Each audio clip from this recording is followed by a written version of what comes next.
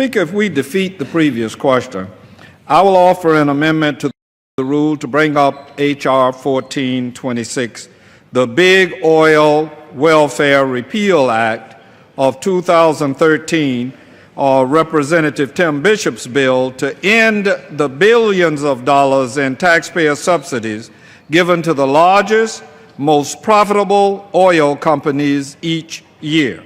To discuss our proposal, I'm pleased at this time to yield to my good friend 3 minutes, the gentleman from New York, Mr. Bishop. The gentleman from New York is recognized for 3 minutes. Thank you, Mr. Speaker, and I thank my colleague for yielding. I rise to urge defeat of the previous question to allow consideration of my legislation, the Big Oil Welfare Repeal Act, which would finally end middle-class subsidies to big oil companies. For too long, this Congress has perpetuated corporate welfare, saying job creators need incentives to continue growing this country.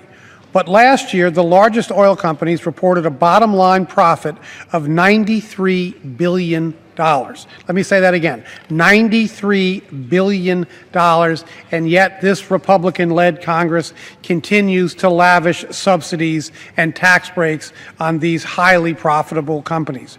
We cannot overlook that cuts to good programs continue during this second year of sequestration, and as we face the ever-present imperative to cut the deficit, Congress should rethink preferential treatment for big oil that burdens millions of hardworking Americans and small businesses which foot the bill for these subsidies.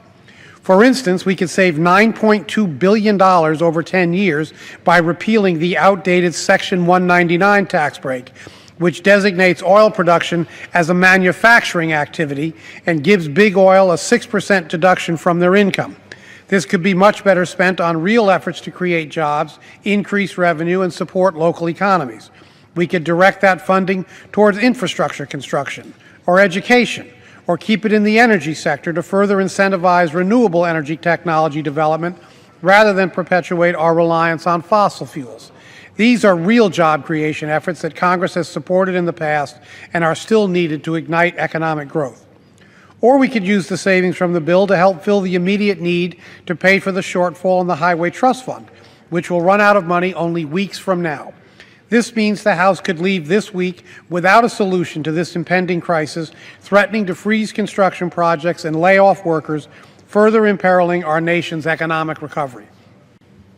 There is no shortage of solutions Congress needs to reach this year, and many of them have steep price tags. By supporting the previous question, my colleagues can use a source of funds that oil companies won't miss to offset our to-do list. And with no signs from the majority about whether the House will ever move to consider tax reform, it remains unclear when, if ever, the opportunity will arise again to reform the tax code so that it reflects the needs and aspirations of working families and small businesses. Mr. Speaker, I urge my colleagues to join with me in better prioritizing taxpayer funds by defeating the previous question. I yield back the balance of my time. Gentleman,